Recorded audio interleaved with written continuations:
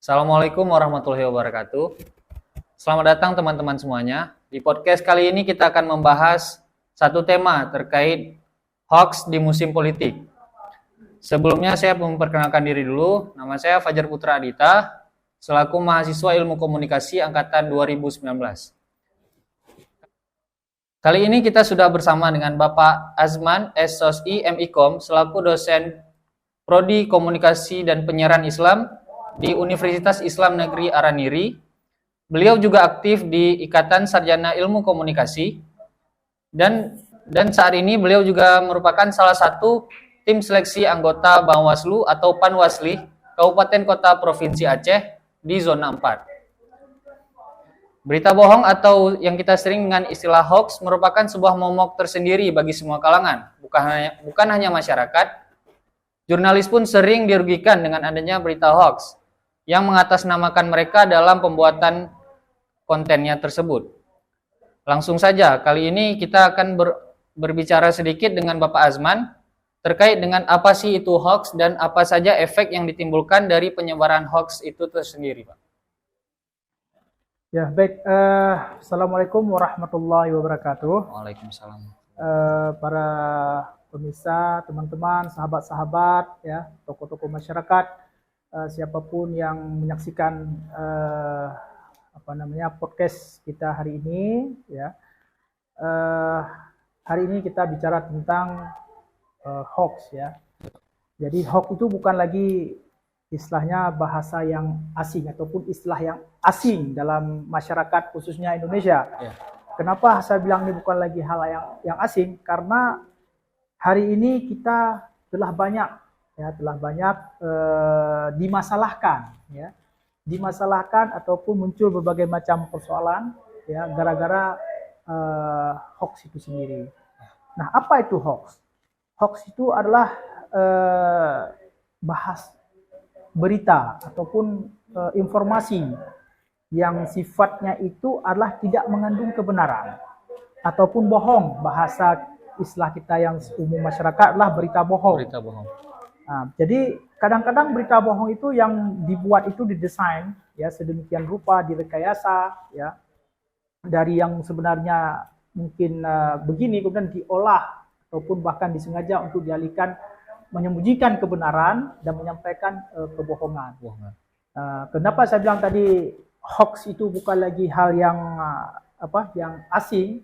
Karena hoax ini, berita-berita bohong ini sekarang sudah begitu banyak, ya, tersebar di media-media, baik media sosial maupun media massa, ya, khususnya media-media digital, ya. Yang kemudian disebarkan melalui media massa khususnya yang lebih banyak, yang tidak ada filter di situ, ya. Di situ siapapun bebas orang punya kemampuan, punya peluang, kesempatan dan alat untuk menyebarkan apa saja, ya, apa saja, sehingga orang yang mengkonsumsi itu juga siapa saja, begitu, ya.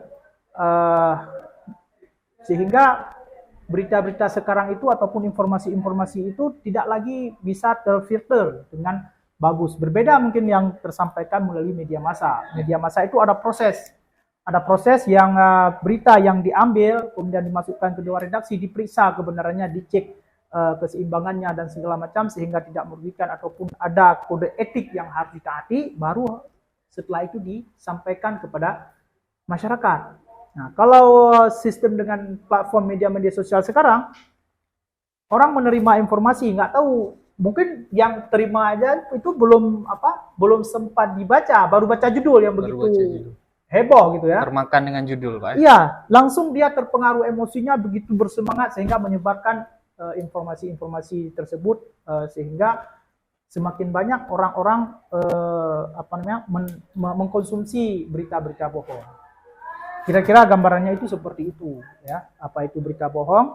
Dan kecanggihan teknologi sekarang itu dengan Android, dengan smartphone sekarang, itu orang bisa membuat apa saja. Belum lagi nantinya bisa menggunakan berbagai macam aplikasi yang melalui komputer, ya, ataupun laptop.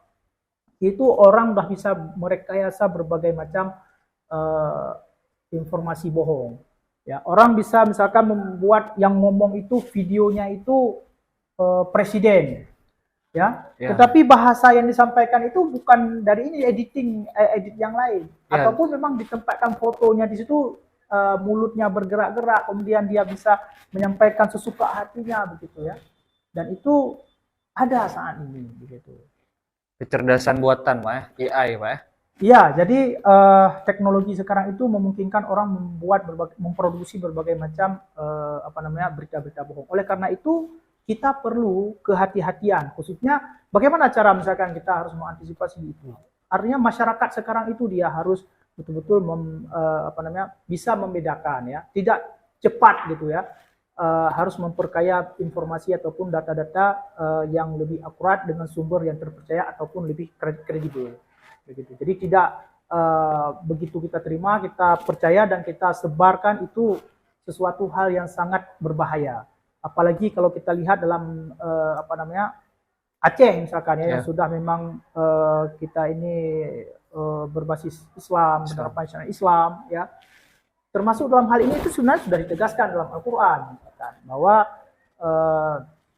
kalau disebutkan dalam Al-Qur'an surat Al-Hujurat itu ya, bahwa bila datang kepadamu itu seorang orang yang fasik dan membawa berita ya kan, apa katanya, ya fatabayyan, ya cross check, periksa periksa dulu ya. Jadi jangan percaya, jangan langsung kita menganggap bahwa itu sebuah kebenaran, sesuatu hal yang harus disebarkan, tapi periksa ya. Kenapa harus diperiksa? Karena kita jangan sampai merugikan orang lain ya.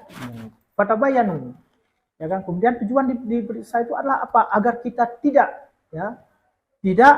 merugikan, bahkan mencelakakan orang lain, kaum lain, kelompok lain ya, yang dapat merusak segala sesuatu, merusak masyarakat, merusak tatanan masyarakat ya, merusak keluarga, merusak masyarakat, merusak bahkan bangsa dan negara bisa rusak dengan informasi yang salah gitu ya. Dan akhirnya juga dalam Quran juga menekankan bahwa kalau kita tidak melakukan hal seperti itu akan membuat kita sendiri itu merasa menyesal begitu ya.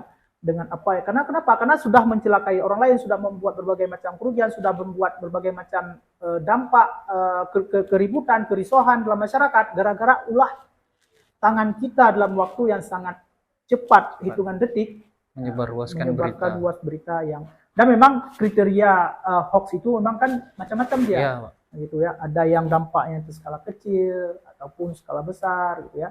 Yang biasanya yang sudah dampak besar itu, apalagi sudah menyangkut dengan nama baik orang, ya, nama baik institusi, itu nanti kita bisa salah-salah bisa dituntut ataupun diajukan ke pihak kepolisian, ya.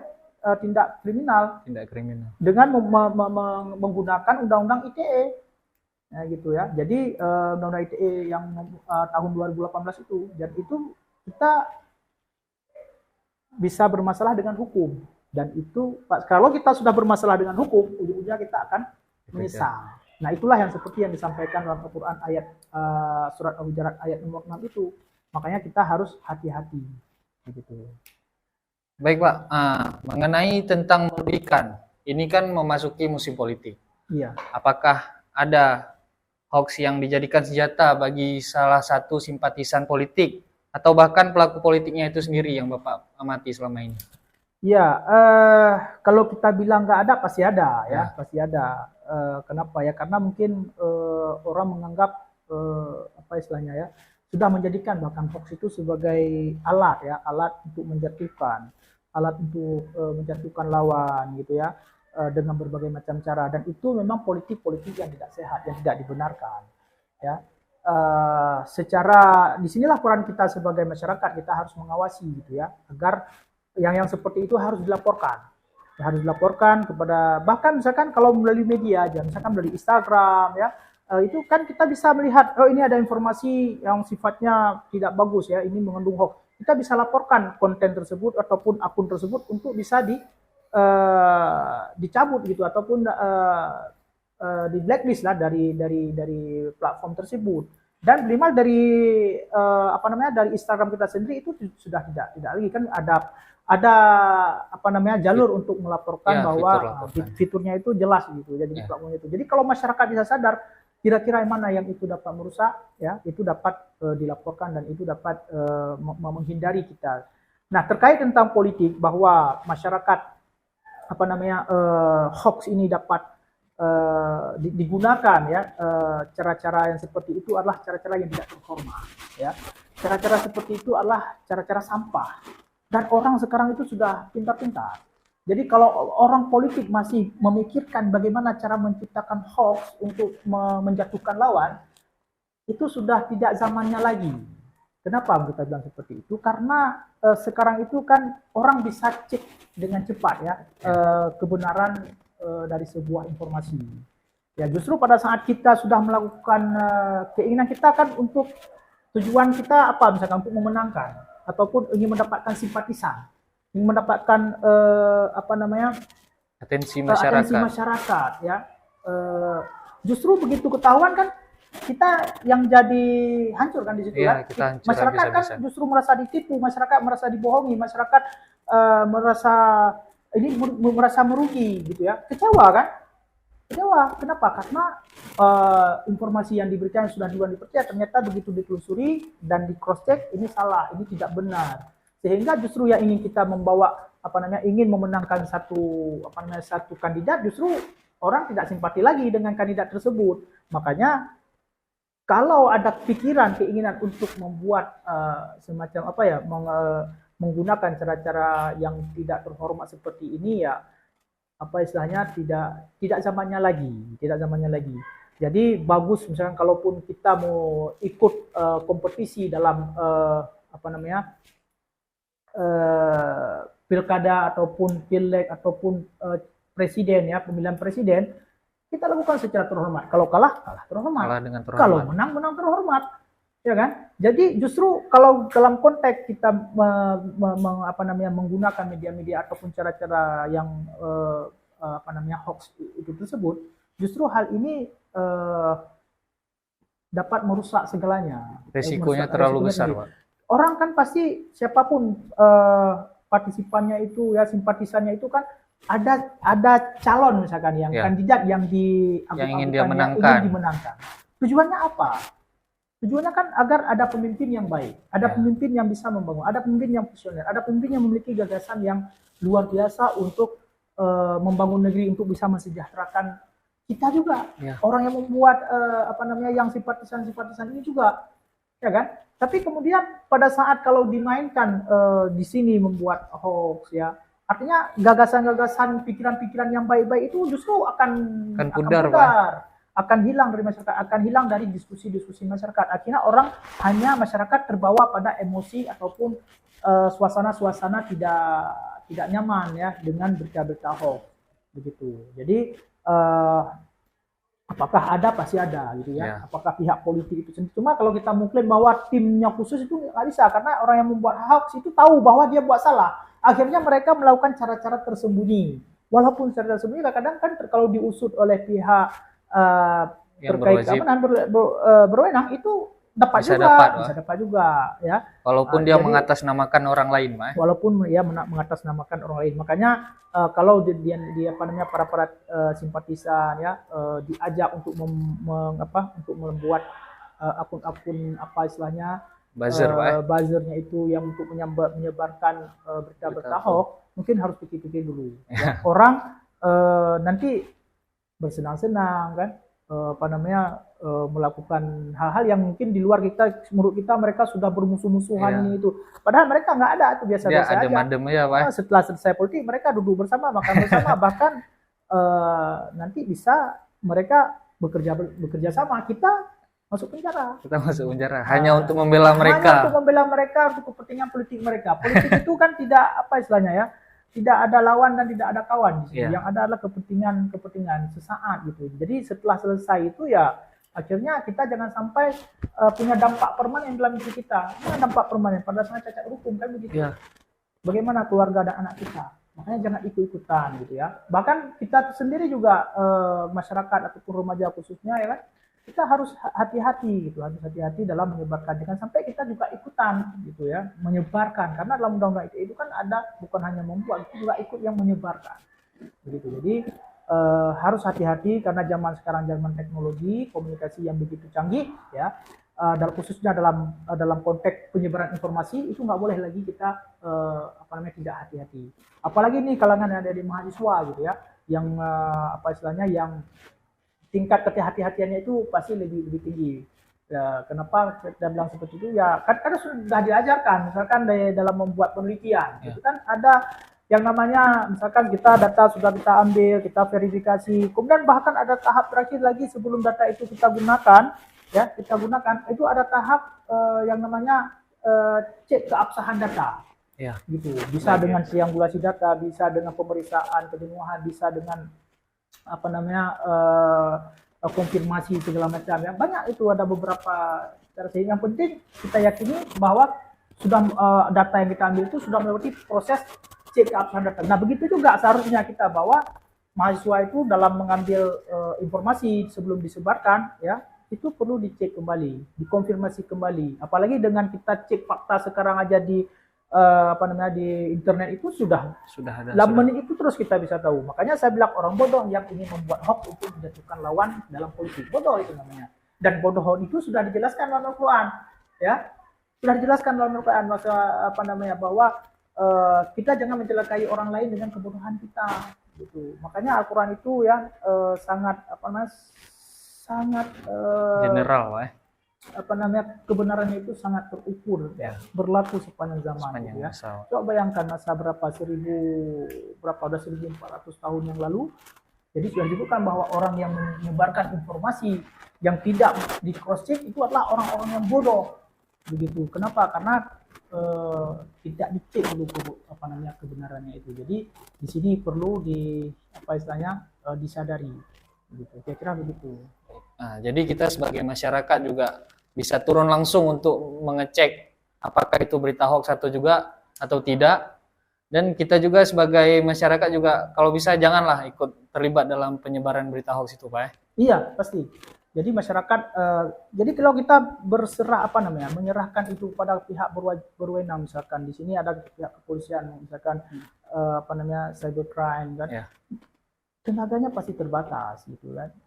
Tenaga pasti terbatas dan itu tidak ada. Kalau ada laporan dari masyarakat mungkin berproses. Kalau tidak ada laporan nanti dibiarkan, dan masyarakat pun kadang tidak ada kesadaran untuk melaporkan. Oleh karena itu kita munculkan kesadaran masyarakat untuk kalau ada hoax yang kira-kira itu memfitnah ya, kita kan telah menyelamatkan gitu. Makanya perlu kita ada kesadaran untuk melaporkan bahwa ini adalah berita hoax dan ini dapat meresahkan masyarakat, dapat mengganggu ketertiban masyarakat, dan ini perlu ditindak gitu. Kira-kira begitu. Baik Pak, pertanyaan terakhir nih. Iya.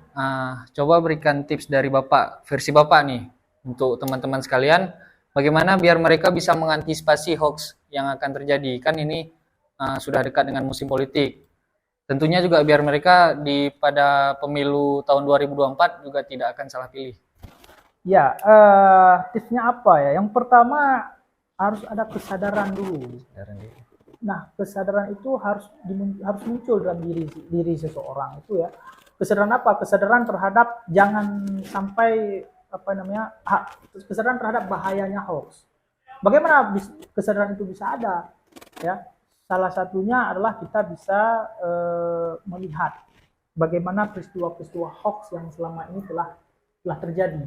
Ya, dari pemilu 2019 ya. 2019 dan juga 2014. Itu banyak sekali terjadi berita-berita hoax gitu ya. Dan dengan ada seperti itu ya, kita bisa bisa menyadari ternyata ini bisa berbahaya ya. Bisa dan itu ada. Jadi dengan pengalaman masalah yang sudah hoax itu yang muncul kemudian berdampak, bahkan ada yang harus masuk penjara ya untuk memenangkan ataupun memberi manfaat kepada satu pihak ya, ingin menggolkan satu pihak ataupun ingin memberi simpati kepada satu pihak dengan cara-cara menyebarkan berita hoax ya, akhirnya mereka terkena pada diri sendiri, dan kalau sudah terkena pada diri sendiri mungkin orang lain pun tidak peduli lagi malah ya kan, nama kita bisa tercemar kan, kemudian kita bisa berurusan panjang dengan hukum. Nah, dengan ada model seperti itu kita bisa sadar, oh berarti yang model-model seperti ini adalah hoax. Dia biasanya harus hati-hati dalam judul itu ya. Judulnya itu biasanya langsung dia memancing, Pak. Memancing emosi ya. Beritanya dibuat untuk memancing emosi orang dan menyudutkan salah satu pihak tertentu ya, misalkan pihak A ya, pihak si B gitu ya, membuat sesuatu yang sifatnya menjatuhkan. Itu harus dicek ya, karena gini, kita punya yang selanjutnya mungkin kita harus punya, selain punya kesadaran adalah harus punya logika juga ya. Kita harus punya logika, apa istilahnya ya, ada hal-hal yang menurut akal logik kita itu kan, akal kita itu nggak mungkin ya. Jadi jangan begitu dipercaya kita langsung masuk akal nggak ya orang bisa berbuat seperti itu, sedangkan ada pihak-pihak yang mengawasinya misalkan ada dibuat ada berita misalkan pemilu sudah KPU telah menetapkan calon pemenang, padahal pemilunya belum selesai. Logika kita gimana mereka bisa ada menetapkan pemenang karena kita aja belum milih, Pak ya. Milih aja belum ya. Kemudian itu kan bisa bermasalah dengan dengan Dewan Kode Etiknya pastinya ya, ada Dewan Kode Etik yang akan mengawasi gitu ya, yang terhadap pelaksanaan penyelenggaraan pemilu. Jadi tidak langsung begitu ada informasi, oh ya betul ini untuk apa pemilu, akhirnya kita ribut. Ada yang main fisik itu kan juga bisa berbahaya. Makanya tujuan pemilu itu, demokrasi itu mau dijalankan kan untuk membangun bangsa. Ya. Tapi kita justru hancur sebelum demokrasi penyelenggaraan pemilu itu terjadi. Jadi untuk apa hoax itu? Makanya saya bilang dari awal bahwa membuat hoax itu adalah kebodohan masyarakat, kebodohan daripada, kalau ahli politik yang membuat benar berarti politiknya bodoh, gitu ya. Jadi anggap aja diri Anda itu adalah orang sampah yang berani memproduksi sampah. Yang memproduksi sampah itu kan kayak mana kita bilang ya. Ya, jadi lihatlah posisinya itu, dia itu siapa. Kalau Anda orang politisi yang untuk berada di depan publik, ya, memimpin bangsa, memimpin negara, memimpin suatu daerah, tentunya harus diangkat sifatnya itu yang layak bahwa Anda itu seorang pemimpin, bukan justru membuat kebodohan begitu. Kemudian apa lagi triknya ya? Kalau memang ada yang pertama tadi saya bilang bahwa kita harus memiliki kesadaran, kemudian kita cek berita-berita hoax itu akan munculkan kesadaran bahwa bahaya hoax dan ada hoax di sekitar kita, sehingga perlu diawasi ke depannya. Dan yang kedua, kita harus mengedepankan logik kita, harus mengedepankan keyakinan, logika kita ya. Melihat satu berita mungkin nggak gitu.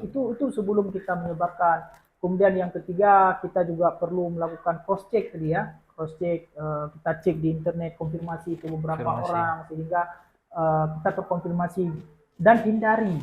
Yang keempat, hindari ada kita membaca ataupun situs-situs yang nggak jelas ya. Situs itu di internet kan bisa siapa saja buat. Siapa saja. Gitu ya.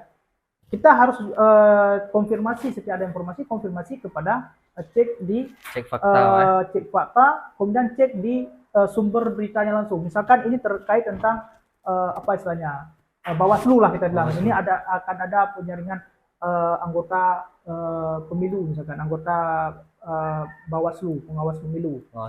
Ya kan? Kita bisa cek di website resminya begitu ya. Jadi jangan langsung main sebarkan informasi yang itu tidak jelas. Nah, kira-kira begitu. Kemudian apalagi ya, banyaklah yang bisa dilakukan untuk menangkal ataupun mencegah ya, termasuk yang saya sebutkan tadi. Kita melaporkan kalau ada hal-hal yang berita yang tidak dapatkan, kita laporkan akun tersebut sehingga akun tersebut itu dapat ditutup oleh pemilik platform sosial media gitu ya. Termasuk berita media massa juga bisa kita laporkan ya. Masuk media massa sekarang ya, maksudnya yang berada di bawah Dewan Pers, di bawah payung hukum Dewan Pers, baik media cetak, media online media televisi, radio, ya itu semua berada ada yang di bawah pengawasan Dewan Pers. Dewan Pers. Nah, jadi mereka yang akan melakukan pencabutan izin nantinya kalau memang penyebaran hoax itu dilakukan.